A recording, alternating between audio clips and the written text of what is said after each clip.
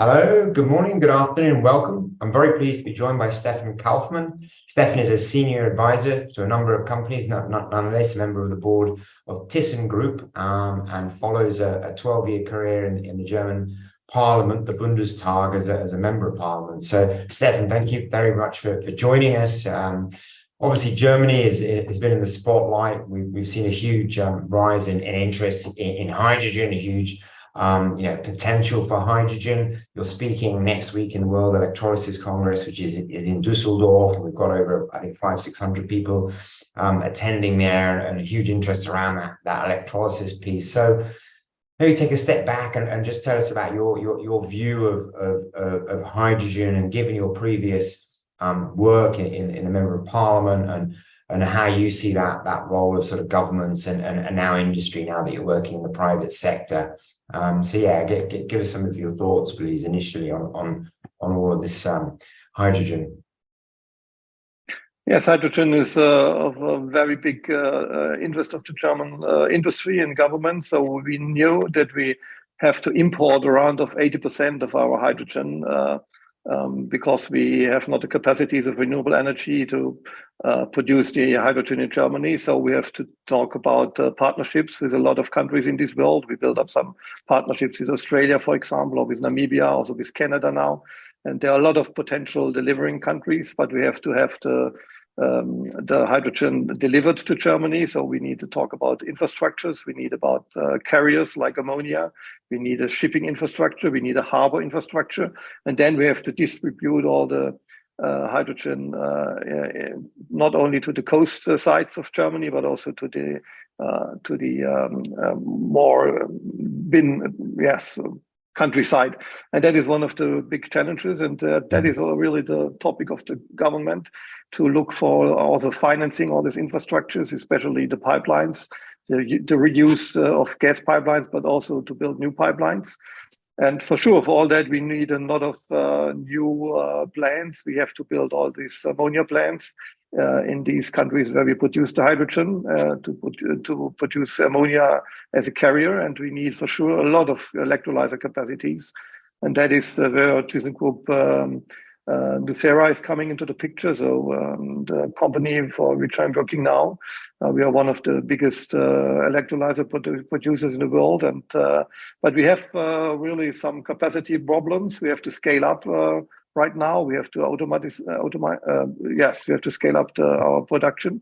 And that is not that easy. That is the problem for a lot of other companies as well. And this seems to be a really bottleneck now in the global hydrogen economy. Yeah. So that's something we have to work on also, maybe with some fundings of the politics. Yeah, I mean, ThyssenKrupp, I guess, is quite uniquely placed because it's a big consumer of hydrogen from its steel side, and Duisburg, the plant, has what I think DRI unit going live very shortly, 2026, and needs a big quantity of hydrogen. But equally is also involved in the biggest gigawatt scale hydrogen project, which has achieved financial investment decision. And indeed, I think last week we saw the details of that final investment decision. I think a consortium of sort of 27 banks. So ThyssenKrupp is certainly uniquely placed in terms of a consumer, and actually also at the front end on the upstream activities of producing green hydrogen. So, I mean, the bottleneck, I think you said, around electrolysis capacities, that's just a question of time, is it not? It is, for sure. It's not a rocket science. We know how to build this electrolyzers. So this alkalic electrolysis technology is something which is used already, and but still a lot of handwork. So we have to really scale it up now, and for the automatization, that is one task. But for sure, we will match this challenge. I don't doubt that. And we have other technologies as well, like the PEM technology. And also there are a lot of companies now, most of them startups, but all of them have to scale up. And we have Siemens Energy, for example, in the market. So, but we need all of them. It's not a question of competition at the end. We need all technologies. We have also to look for technologies like hydrogen from waste, for example, or also from biomass. At the end, we need all sorts of hydrogen. But for sure, ThyssenKrupp nucera is in a very good position at the moment. But our task is now to scale up quickly. Yeah. I mean, I saw. I mean, on the energy for waste side, I noticed you're also advising Pagazi, who have that sort of technology as well. And yeah, are there any thoughts around the scalability there? Is it scalable, or you think green hydrogen is going to be able to provide the sheer quantities that a consumer like Duisburg Steelworks requires? Yes, for sure. We need at first we need in this technology waste to hydrogen. We need a demonstration plant now, and Pagazi is on the way to build it. But for sure, the sums are not that big. The figures at the moment. So we need for sure the big electrolyser plants. We need the big green hydrogen plants. And talking about ThyssenKrupp in steel in Duisburg, the demand is on around 150,000 tons a year, starting from 2027, let me say. And then if you replace all four of the furnaces, we need a fourth, so 150 multiple four. So that is the demand for a year. And yeah, that is not that easy to bring it. And that's why we talk about import. It's not so difficult now for ThyssenKrupp Duisburg because it's close to Rotterdam. We can have some pipelines. If we have some ammonia crackers in the port of Rotterdam, we can use maybe the cracked hydrogen there. So the situation is not that bad for Duisburg.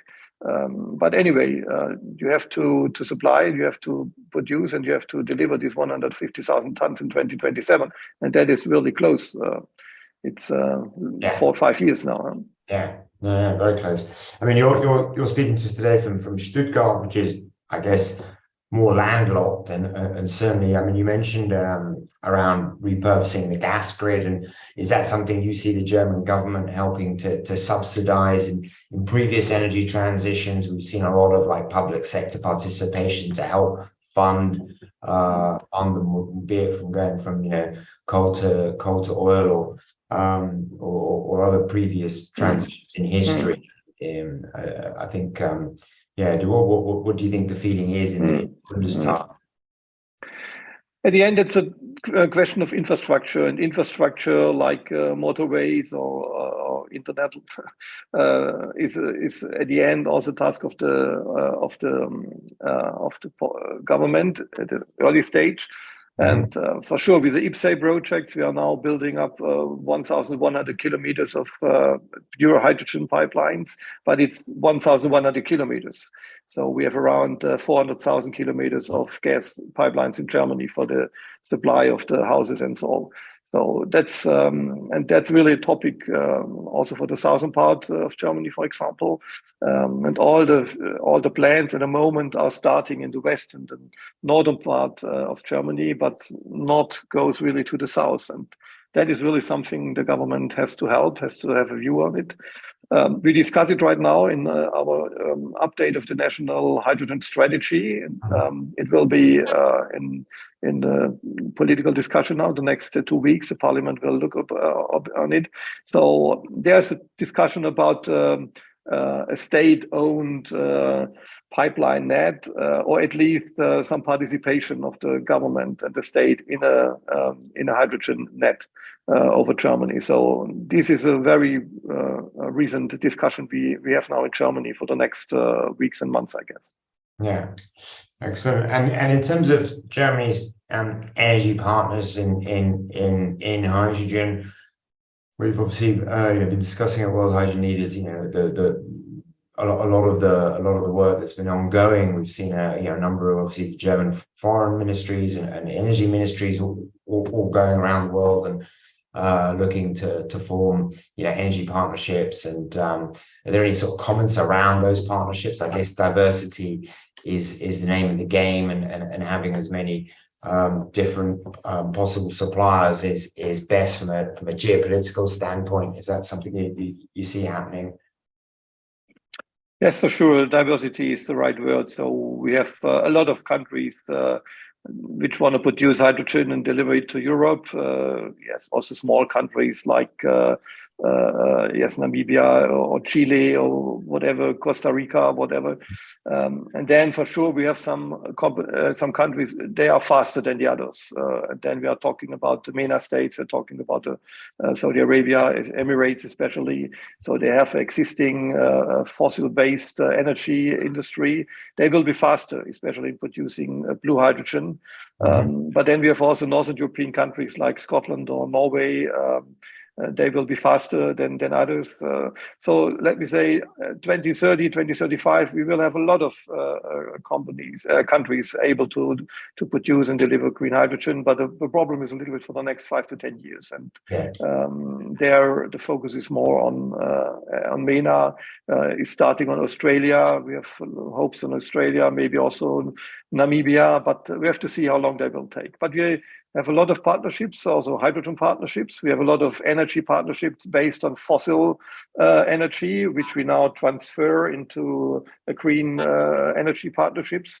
But it's very interesting. And also Canada is very interesting for us. And for sure, now we have to look for the United States also as a production country regarding to the IRA funding scheme, which is very interesting for a lot of project developers. So let's see what will happen there.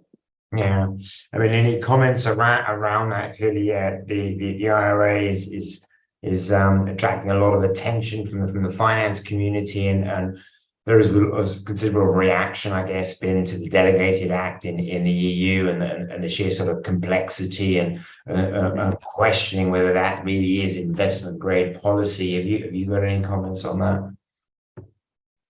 Yes, for sure. The IRA makes the United States very attractive for projects. It's yes, you can really at least earn some money there. The European answer is a little bit hesitating. It's too complicated. Also, the regulation on the Delegated Act for green hydrogen is very complicated, and also the funding schemes are at the end not big enough in my point of view, and also a lot of announcements, but not that much concrete instruments. And so we have to fear a little bit that a lot of these industries, green industries, hydrogen production industries, will not go to Europe, but will go to the United States. And that is something which I'm a little bit worrying about. Yeah, likewise. And well, comment was repeated certainly when I was at an event last week in Dubai, and the session where he explained the Delegate Act to all of the local sort of project developers. They were all shaking their heads, and the body language was one of utter confusion.